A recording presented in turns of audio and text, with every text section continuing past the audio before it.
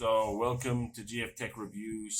Today we're going to be reviewing the Xiaomi True Wireless eardots number one. As you'll see later in this video, they're not the newest of items, but I need to catch up, so I will be reviewing these in this review. As always, if you have any questions, comments, or want to know about the article or where to get them, please do leave the comments in the comment section below.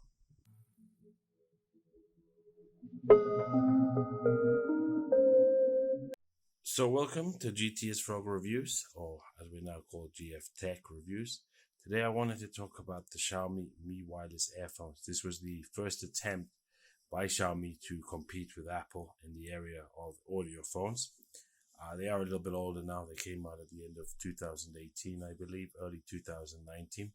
We're now in 2020, but wanted to give you a quick overview if I still think they're worth it, and if I still think they are good headphones, and also to bring to the attention the Xiaomi products.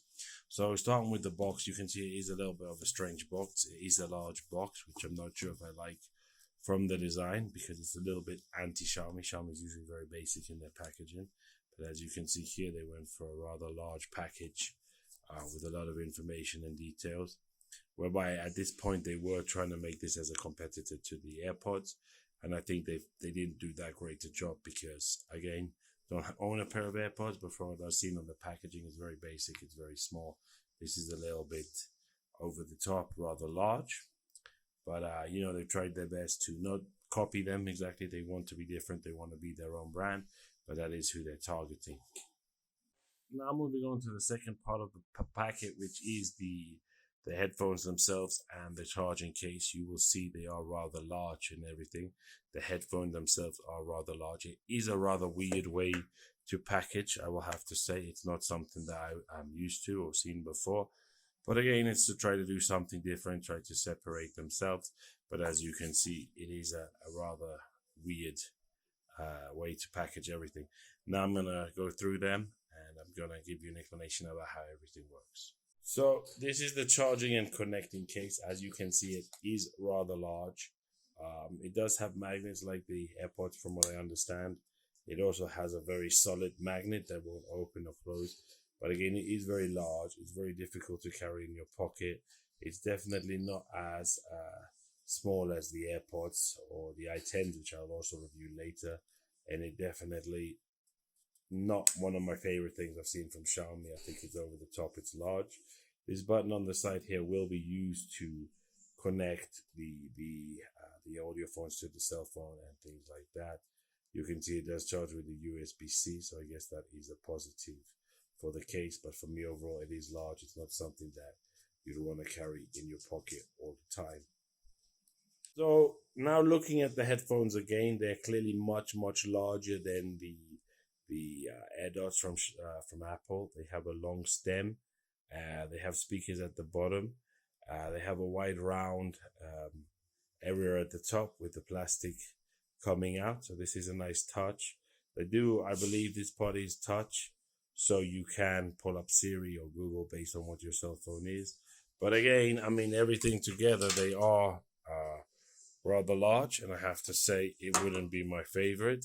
But they do connect inside the case like such. This is how you will also charge them. You will plug the charger in there and you will charge them from this.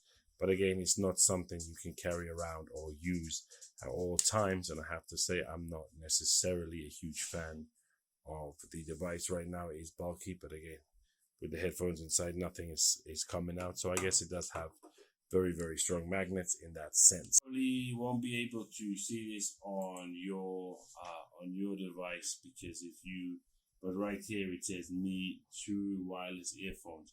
So you will press this button right here, then you will click here, and you will actually connect your device directly by using this button. So you have to press this button. This is the Bluetooth button, and that's how it will connect. And I believe you have to continue holding it for it to connect fully. But give me a second. And there you see it will connect. It will tell you it's connected and everything like that. I know it's not the greatest picture in the world due to some lag and everything, but you see here it is. So that is how you would connect it through that way. So I wanted to talk a little bit about the audio phones themselves. As you see, they are rather large. They're not the most comfortable, actually, even though they do have this piece on the end. And they do look a little bit strange in your ear. They do look a little bit large. But as you see, they're pretty solid. They won't move. They won't jerk. They won't do anything like that. So other than looking a little bit strange, they look okay and they fit nicely. But they do have a weird ting to them and a weird sound when you have them on. So it's definitely not the best looking audio phones we've dealt with so far. So now, as you'll see, we're going to play this with a sound meter as well. So you can start to see what it's averaging out at. So it's averaging out to around 70 dBs. So it's definitely